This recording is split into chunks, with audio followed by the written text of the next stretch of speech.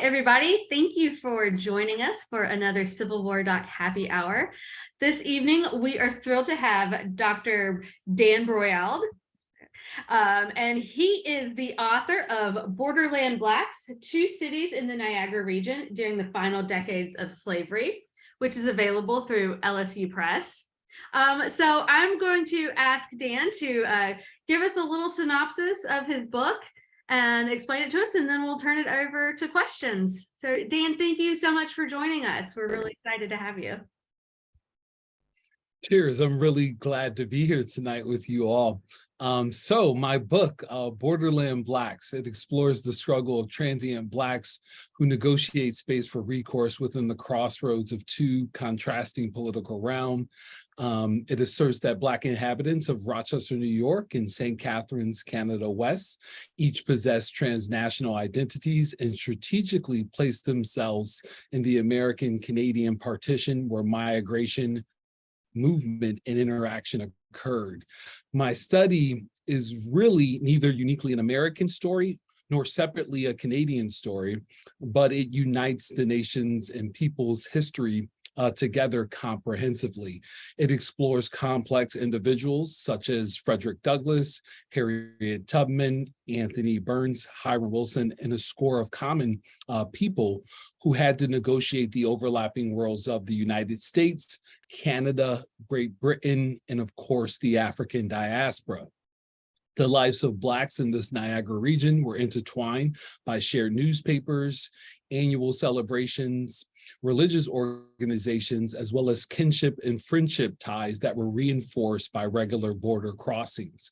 In all, the objective of Borderland Blacks is to explain how the times and terms of emancipation affected Blacks on each side of the border while demonstrating their political agency to pit the United States and British Canada against one another for the best possible outcomes.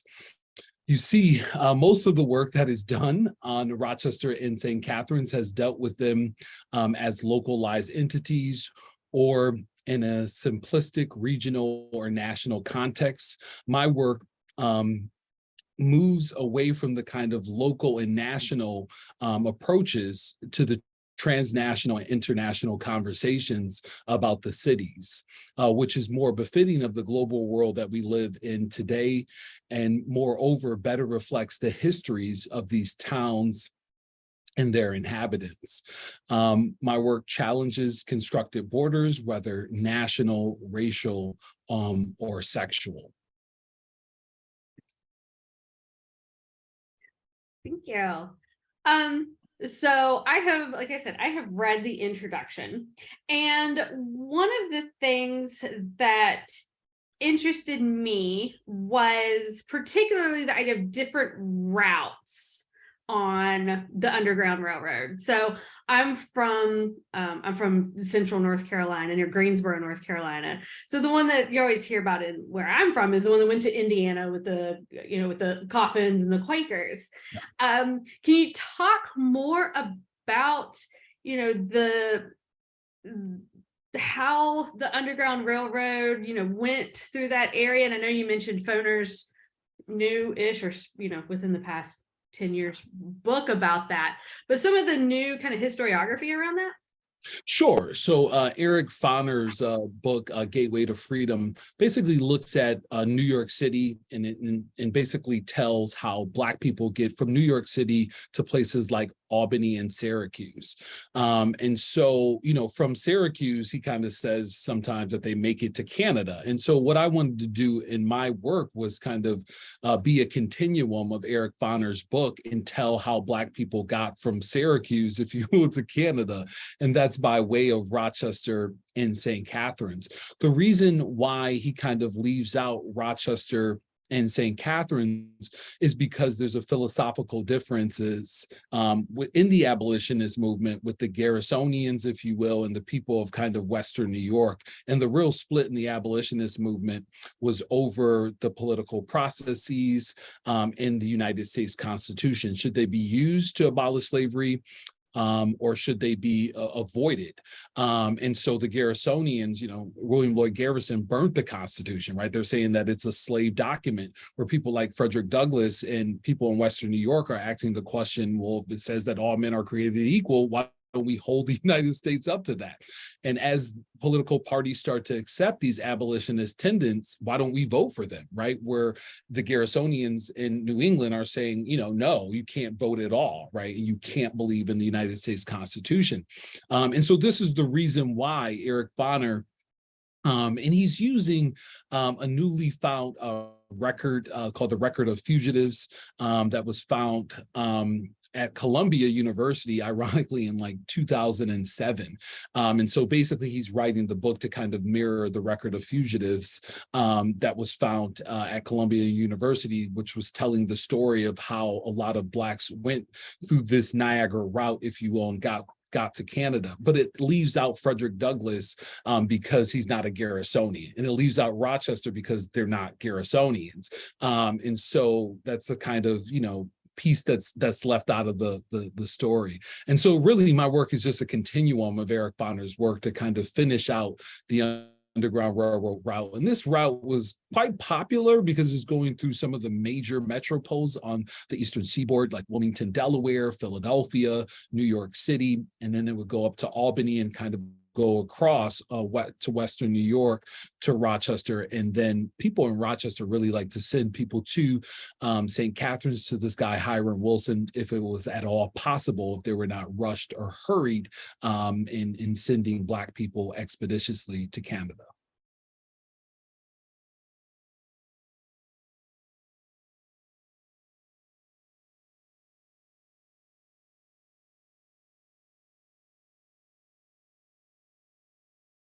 You're muted. There you go. Thanks.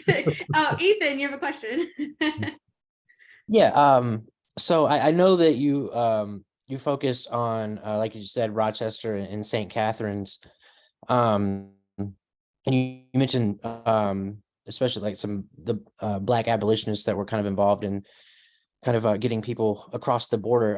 One person I was wondering if they came up in your research, like Jenny being from North Carolina, was Abraham Galloway. David Soselsky wrote a book about him. And I know that when he is in Canada West, he kind of ends up in Kingston. But I was wondering if you found like any trace of him like in St. Catharines or in the Rochester area.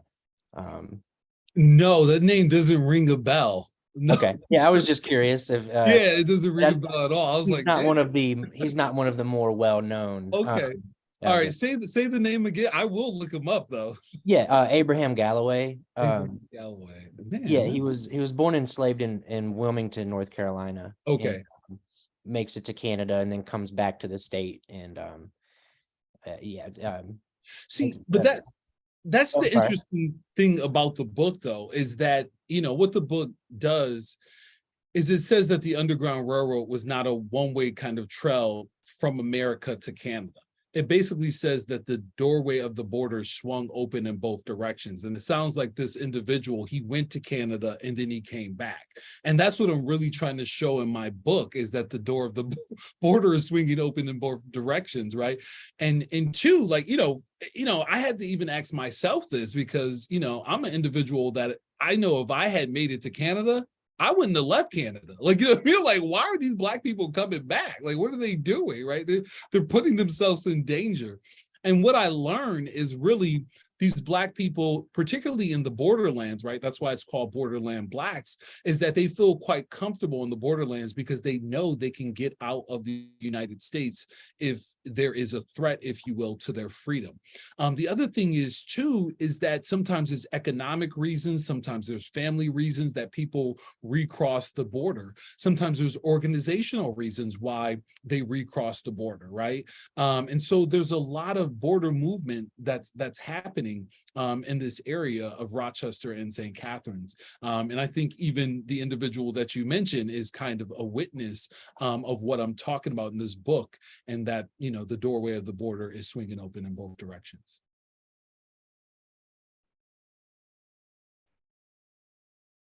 Did the Fugitive Slave Act of 1850 change that at all? Did the war become more one way after that?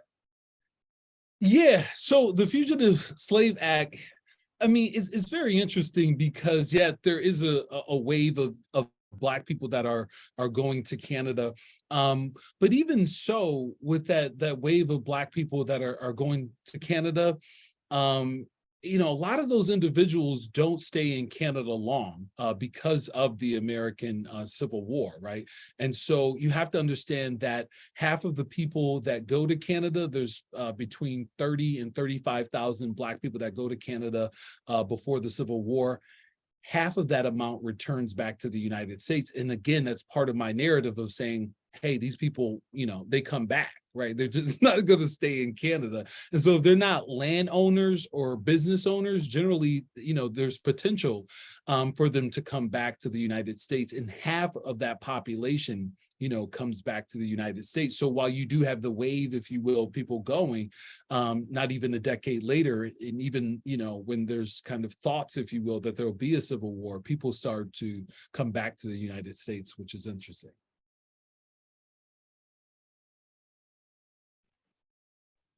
Yeah, Scott. Hi, Daniel, I'm really looking forward to reading your book. And when I got the invitation to attend this, I'm probably the only armchair historian here. Don't work in the realm. But years ago, one of the things that intrigued me about the premise of your book was years ago, I read some fascinating articles about the Black employees that worked at resorts and restaurants near Niagara Falls, and the amazing network they had for getting people, you know, across the water over to Canada.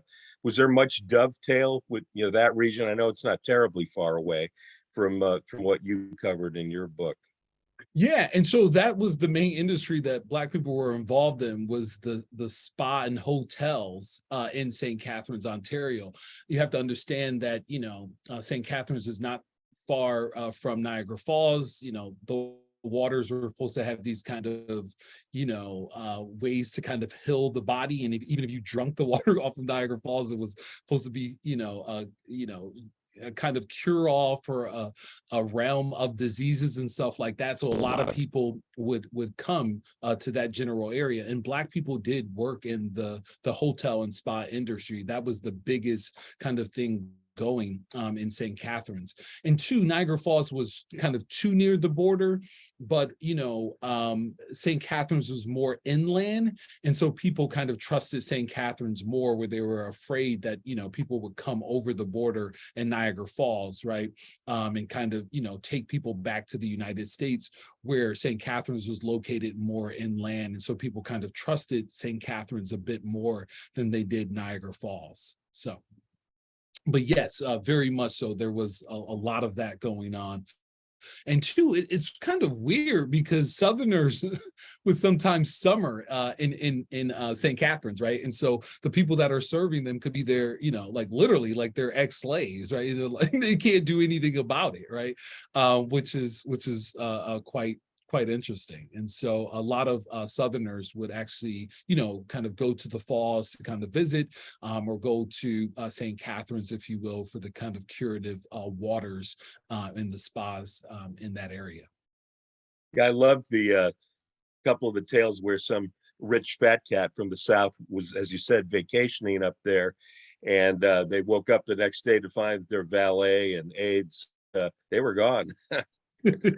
Oh yeah, there's no question about that. Yeah, the Black people were certainly helping them get free. And it's like the kind of arrogance of a Southerner to go to Canada and think that your Black person is going to recross the border with you. Yeah, right. Like, you know, that's just nuts. Almost like Dred Scott.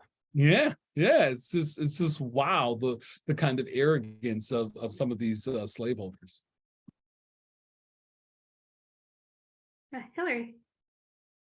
Thank you so much. And just hearing you talk about it, and the work that I get with people going to Canada West are usually coming from Oberlin grads and Pennsylvanians. Mhm. And as soon as the Civil War, 62, 63, they are back in the US. And so I'm wondering, and all of them are tied to Oberlin, but also all of them are tied to like the color convention movement. So William Howard Day, Martin Delaney. And I'm wondering about not just the people at the border, but those who see from Pennsylvania, New Jersey, Ohio, that this borderland is a place for them, and they're kind of like expatriates in this liminal space. What about those who are traveling like that, who are going there? They're free, but there's something about that area. What's drawing them there? What's keeping them there? And then I understand the geopolitics coming back that they decide like, we're done. This is not for us. Yeah, I think that what you have to understand about these individuals that are going to Canada is that Canada, generally people don't leave their homeland unless they're forced to leave it. I'm from Rochester, New York, and I would have never left Rochester, New York if I was not forced to leave it in some way, right? And I would probably go back, right? Because I just love it, right? It's where I'm from. And so the general ideal is that they're kind of forced out into this whole society, and they always generally want to kind of go back home, and so, at the first opportunity they get to go back home, they do. The only thing that's really kind of pushing them out is the fact that there's slavery in the United States. I love what Frederick Douglass says too. He says anything south of Canada is the South, because after the Fugitive Slave Act, right, it's like it's all the South, right? You can be caught anywhere, so we have to get to Canada, right? But generally they look at Canada as a host society. They don't necessarily want to be there. They're just kind of using it as an antidote for the kind of poison that's going on in the United States. And once that poison is over, or is going to be cured, or they can fight to help liberate the people that they left behind in the United States, they're all for that, and they're willing to come back. And so they really look at Canada as a kind of host society. And some people luck out and they have businesses and houses, and they're like, we'll make a life of this.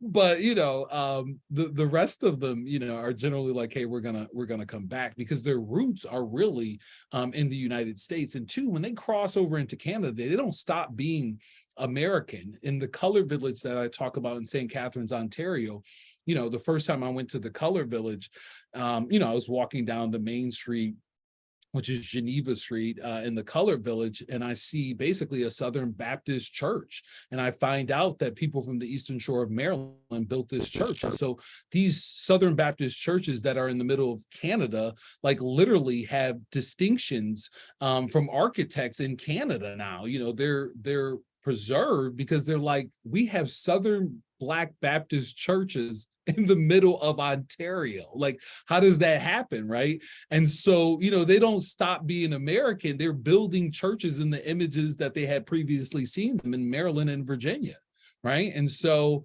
it's very, very interesting what's kind of happening. And I really look at those type of instances of like architecture and the way that they're building their communities as really they're Americans just being kind of held up in Canada, and just using Canada as an antidote until they can get home.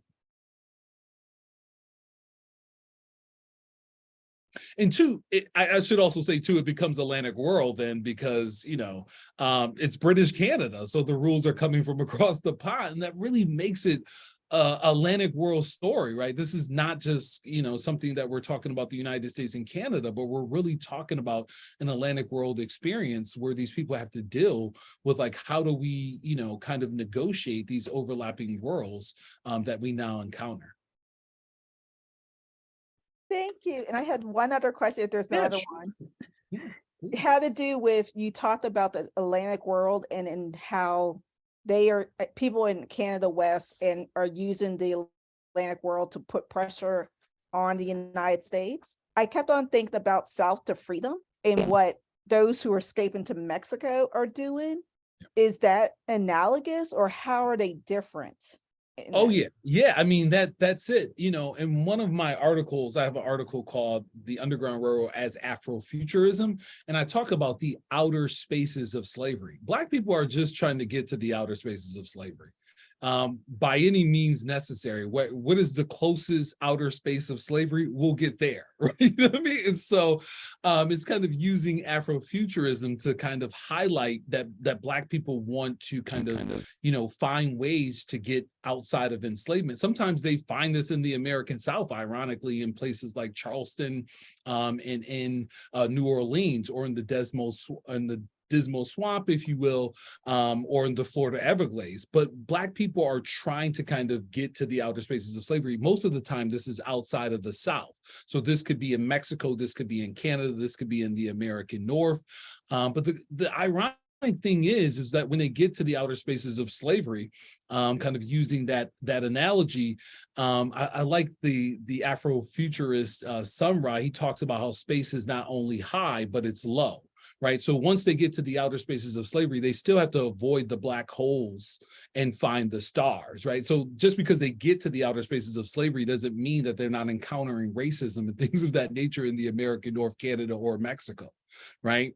And so they still have to avoid these things. And when Sun Ra talks about space is not only high, but it's low, he's talking about kind of like racism. And you can still find racism and segregation and degradation of Black people in the American North, or in Mexico, or in Europe, or any of these outer spaces of slavery. So just because you have reached these outer spaces don't mean that your troubles are over, right? You know, Black people are still experiencing racism in Canada, right? And so it kind of uses this analogy of Afrofuturism, which I'm using in the Niagara region, because I'm highlighting how Black people are using railroads and they're getting to these modern cities, right? Like New York City, like Philadelphia. And so can you imagine if you're an enslaved person, like in Georgia or in the Carolinas, if they tell you that Black people are free in New York City and they own their own property?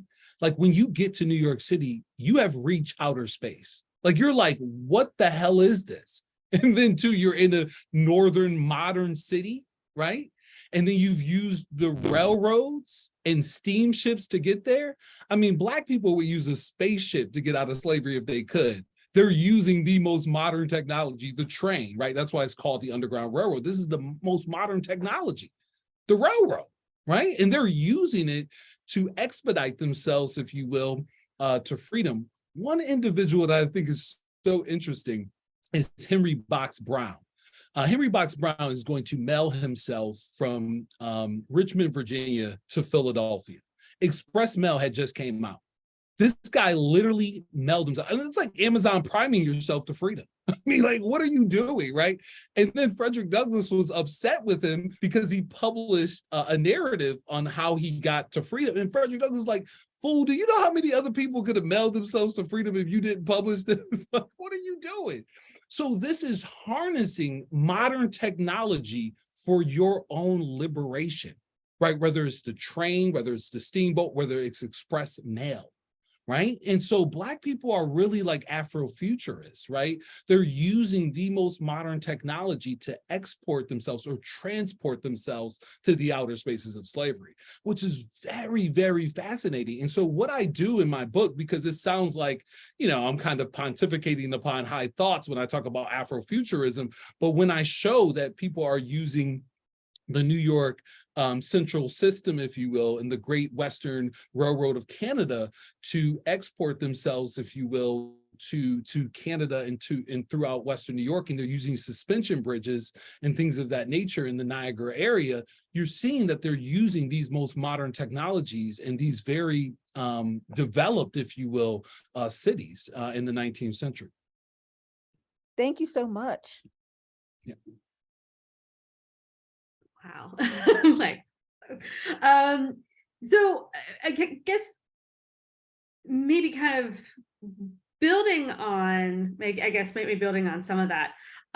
You talk about the area of Rochester being, you know, a place where national laws were sometimes overlooked, loosely imposed, or not enforced at all. So I was wondering if you could expand on that. Like, how were they able to get around laws, or was it just kind of the nature of Rochester itself and allies? Yeah. I mean, that's a great question. That's kind of the nature of borderlands, right? Things that don't kind of go on in the interior can happen on the borderlands. And really, I have to tell you that, this book is quite earnest for me.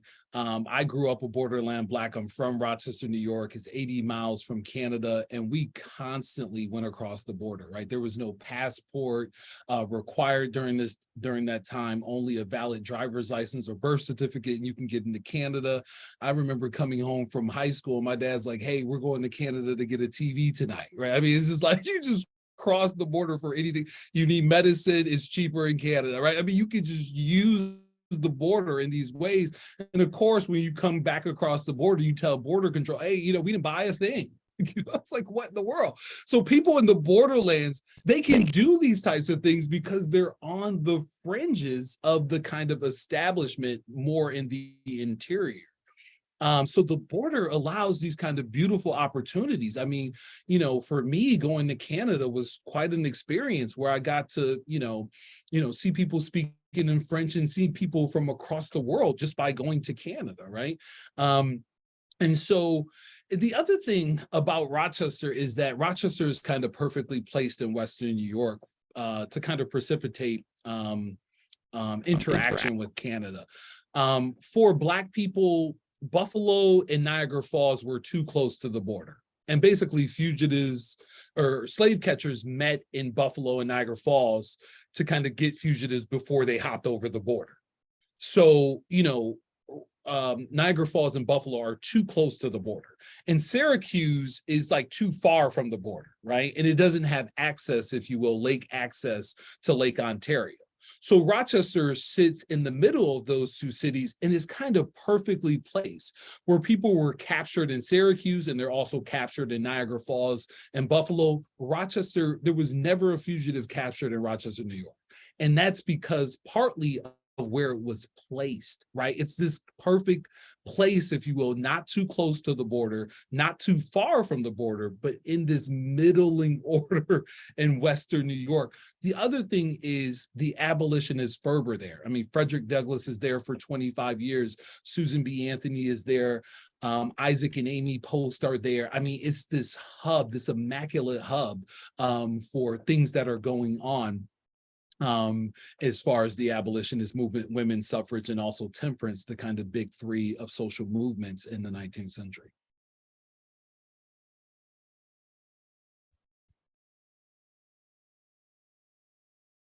So how much of a free population was there in Canada? A Black population was obviously they're all free in Canada, but how large, how permanent was it? Sure. So the free population in Canada you're asking about? Well, that was kind of a misnomer. They're all free, right, in Canada. But I mean, in other words, were there actually like permanent? Was there a stable community of permanent Black residents on the Canadian side of the border? Yes, there was, and you have to understand that the British Empire abolished slavery in its empire with the Imperial Act of 1834. And so August 1st, 1834, slavery was over in Canada, but really in the 1820s, there was very few slaves in Canada. And actually the Imperial Act of 1834 only freed some 50 Black people in Canada. It's freed 100,000 Black people throughout the empire, 600,000 just in Jamaica alone, but there was only 50 Black people left enslaved in 1834 in Canada.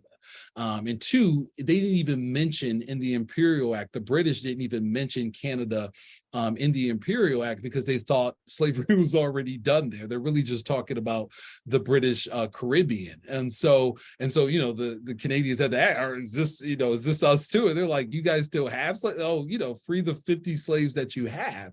And so, yes, there was a large, Black free population in Canada, but again, it was only 30 to 35,000 people. The town that I talk about, St. Catharines, Canada West, only has a population of Black people of some 700 people. Rochester, New York also has a population of some 700 people. I can only say some 700 people because these were borderland communities, and the Black population fluctuated, if you will, frequently. It would be trying to, like, I remember when I first started researching, I was trying to get the exact populations. And then after a while, I realized this is impossible. Right? You just have to say some 700 and some 700 because the population numbers are fluctuating, because of these are borderland communities where there's a lot of interaction and movement that is going on. So Were there a lot of Black property owners in West Canada?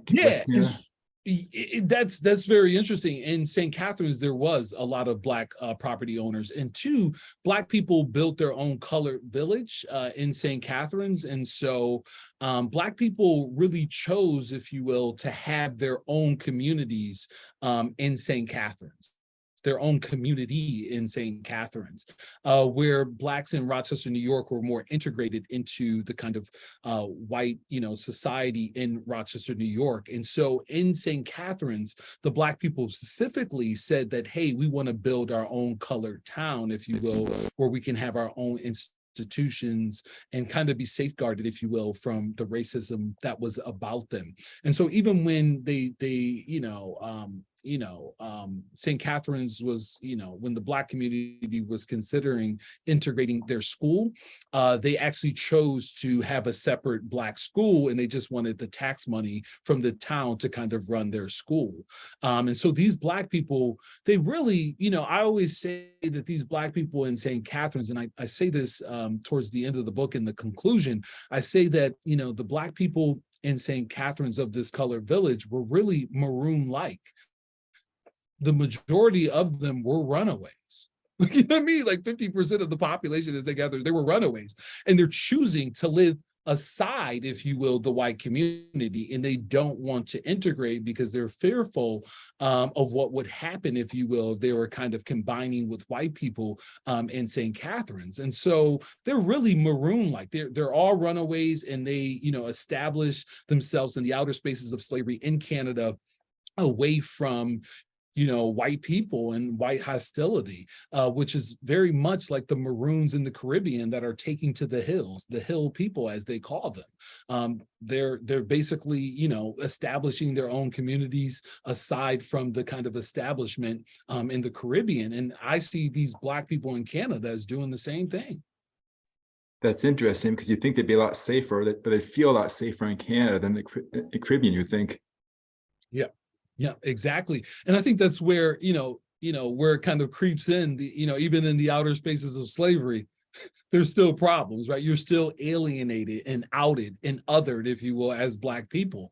And so it's really interesting because, in Canada, Black people are alienated, outed, and othered, but they find this kind of safe haven in the fact that there are not coming in as large numbers as the German and Irish. And so the white people didn't actually look at them as a threat as they did like the German and Irish, because the Germans and Irish were coming in larger numbers. So they actually, looked at Black people as this kind of intermediate. And even when they were building the Welland Canal in St. Catharines, Ontario, the Black people actually overseeing the Irish and the Germans as they were building the canal. And they were acting as, kind of these armed policemen, if you will, on the canal to regulate, kind of divisions amongst the Irish and the Germans. And so they kind of held this unique position because they just weren't as large of numbers. And, the people in Canada were looking at the Germans and the Irish as more of a threat than Black people were. So.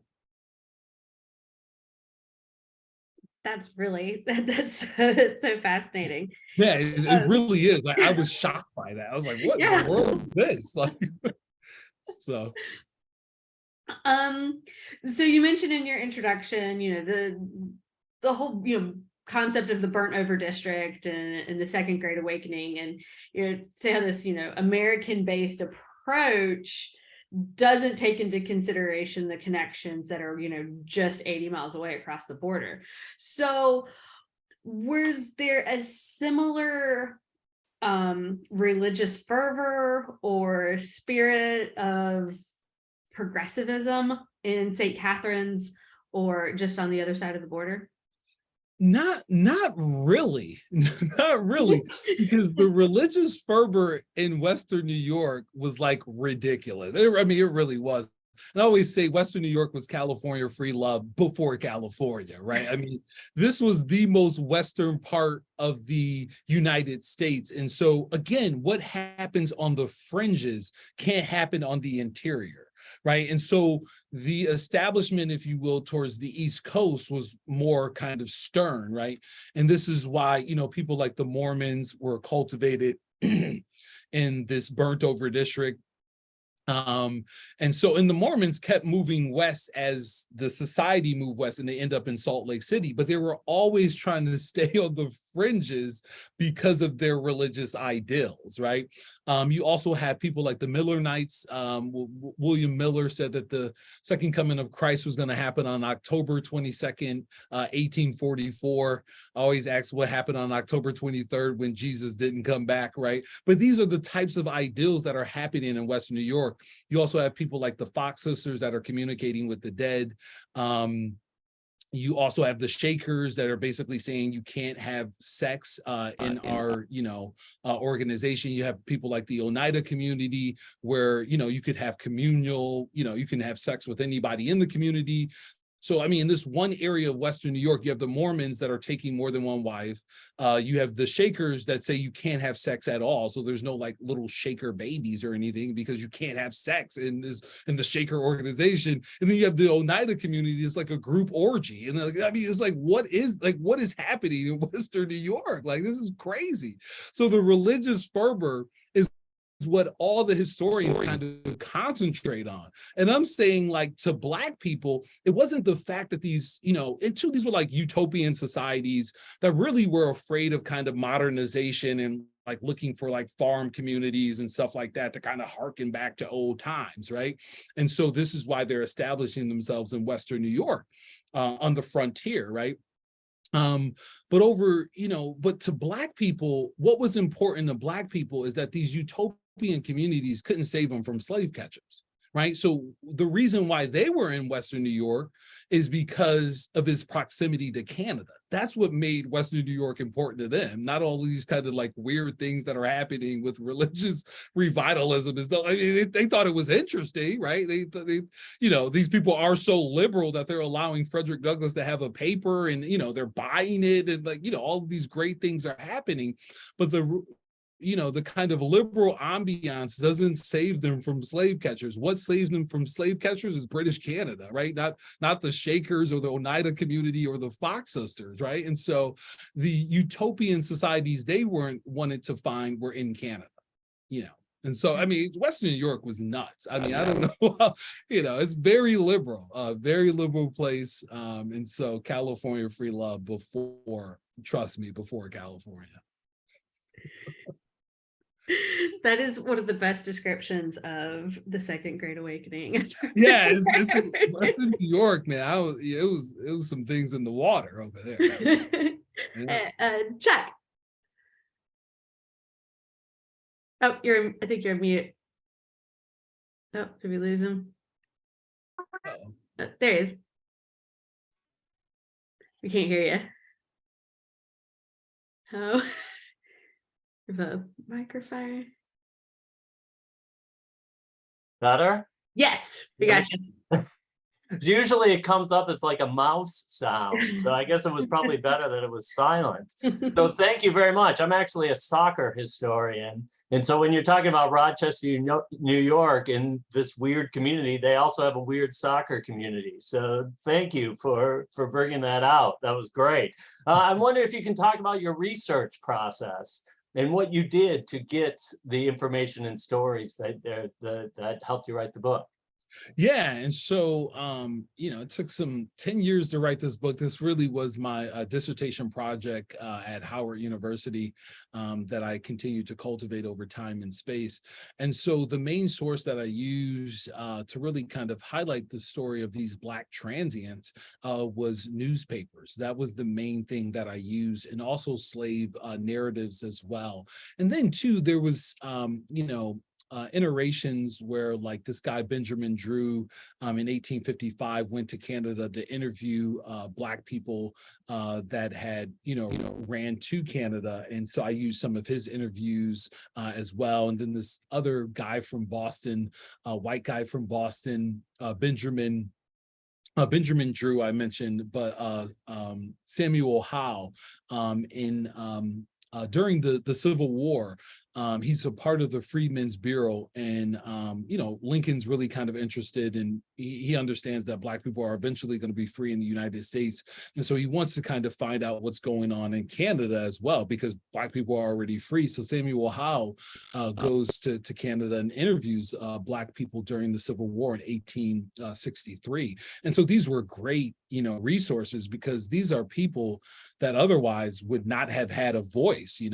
Some of them couldn't read or write, right? And so the fact that somebody went up, and interviewed them in 1855, in 1863 in St. Catharines was just great for me. The other thing that I use is things like William Still's The Underground Railroad, that is tracking Black people through Philadelphia, and that connects directly to what I mentioned about Eric Foner and the record of fugitives that was found at Columbia University in 2007. And so some of those people that were interviewed by William Still in Philadelphia also made their way to New York City in their interview in the record of fugitives. So I have great, kind of records, and really what I wanted was Black-centered records. And so, there's a difference in what, people say about Black people and what they say about themselves. And so I really wanted to get at the voice of Black people. So the newspapers, these interviews that I find from time to time, and also the slave narratives as well, were really instrumental in the building and the crafting, if you will, of the story of Black people in the Niagara region.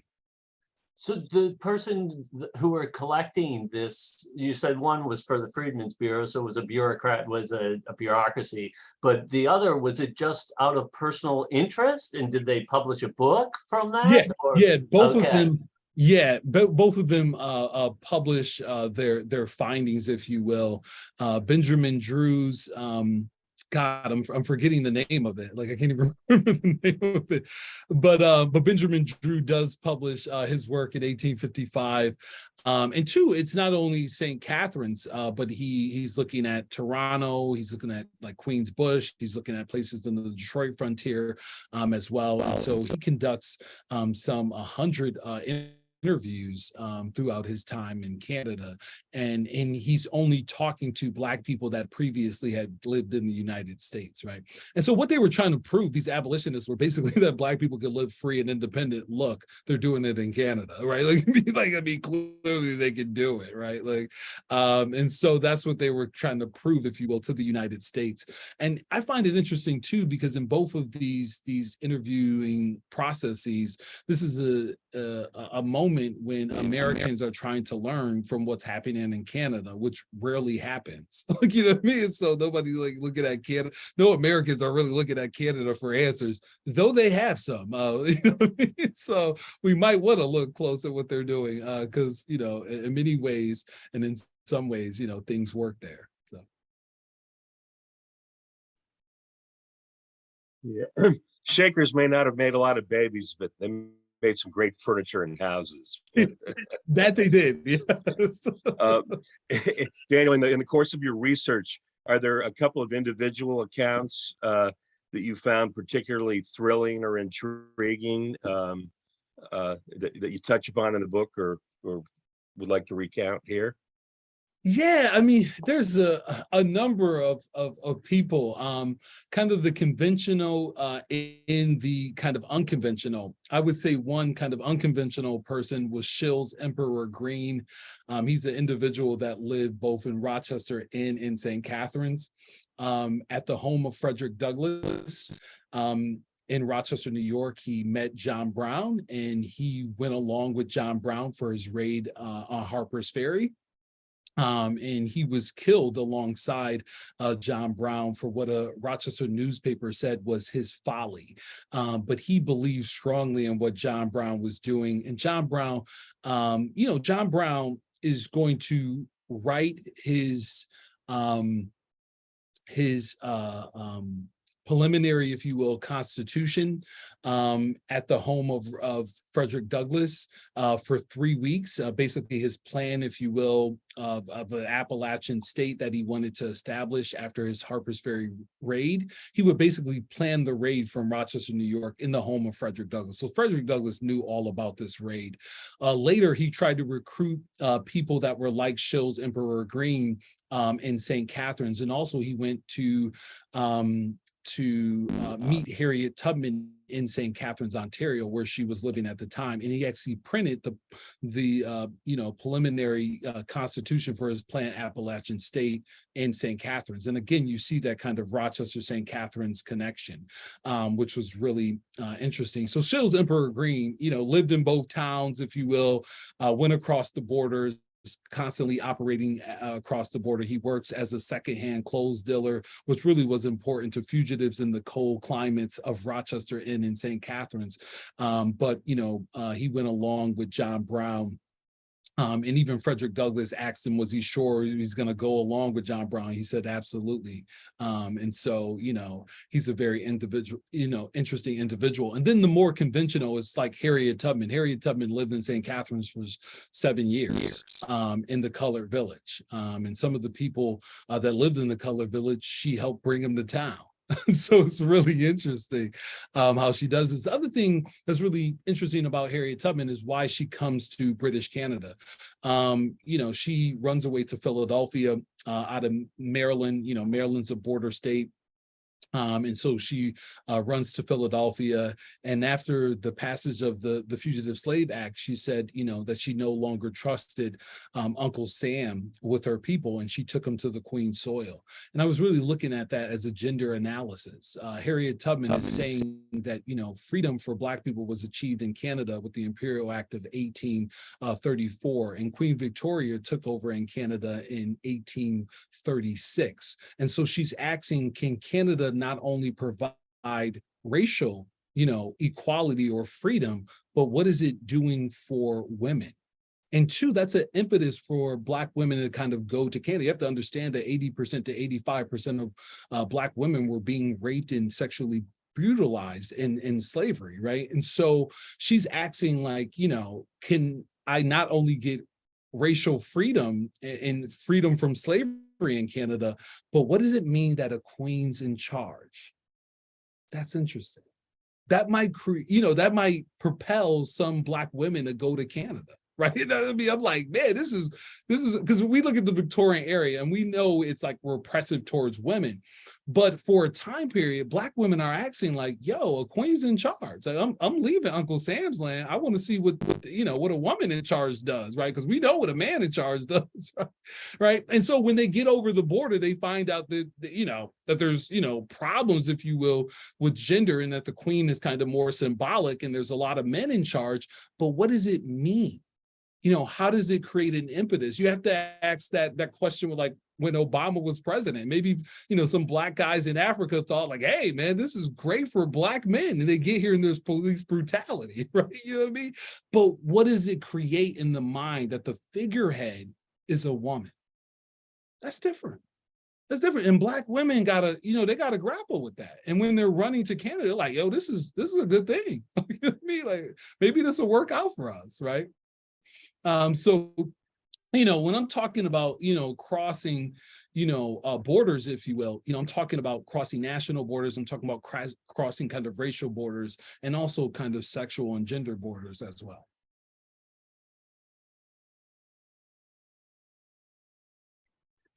That is, I've never thought about anybody viewing the Victorian era as a potentially progressive conduit to something else. Right.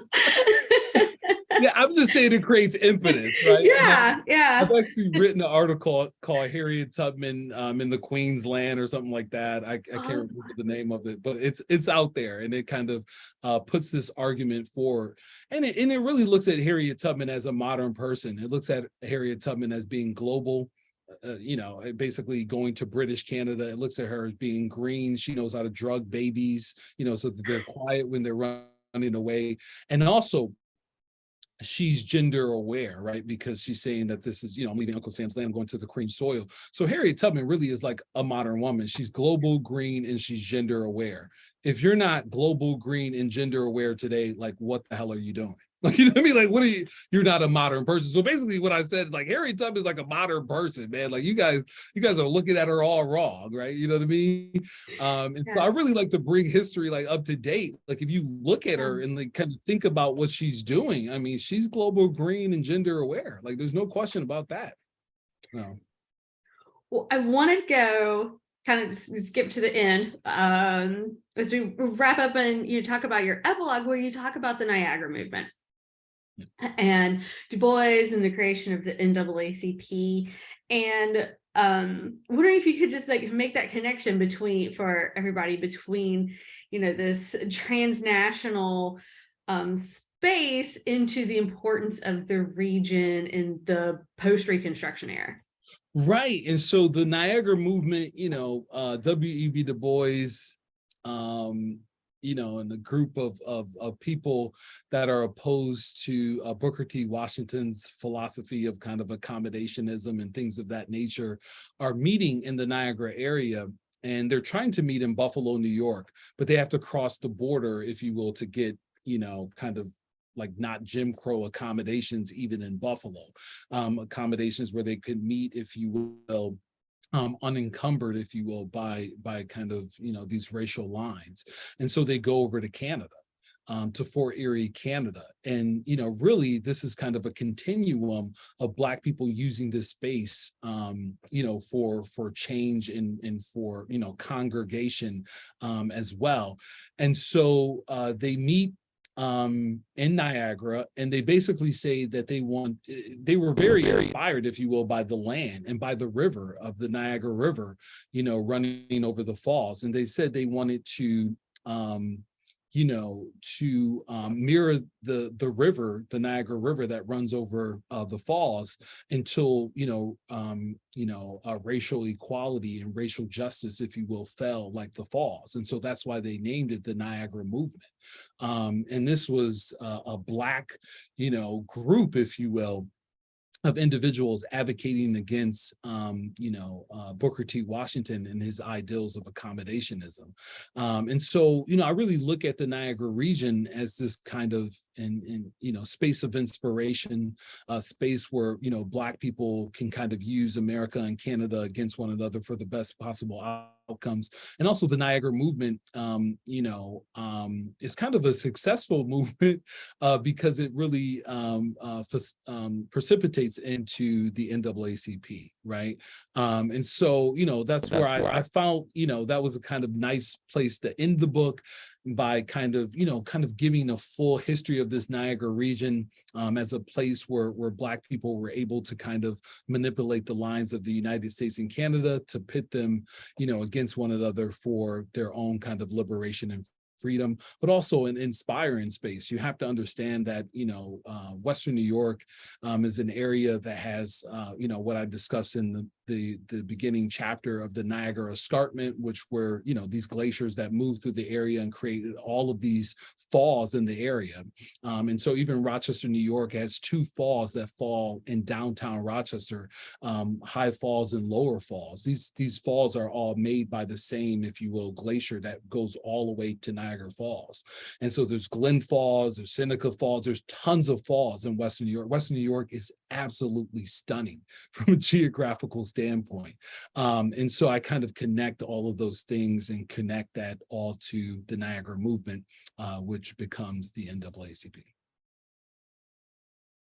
And I also love the just geographically the dichotomy between Washington and Du Bois and their ideals, but also, Washington saying in, the South and Mhm. being in Western New York.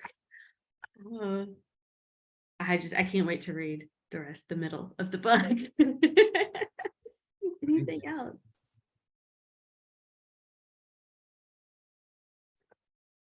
Well, next time I'm in that area, I can't wait to go back up to that area because I'm going to be viewing it with an entirely different lens now. So now I'm like, okay, we got to take the kids up to Niagara Falls now. So,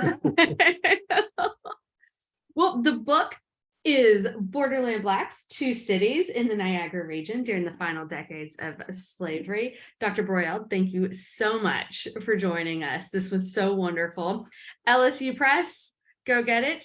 And join us next week where we will have our friend Hillary, or in 2 weeks, where we will have our friend Hillary Green talking about her work in progress, Unforgettable Sacrifice. So we're looking forward to hearing about that. And with that, have a good weekend and we'll catch you in a couple weeks. All right. Ginny. Thanks, Sure. everyone.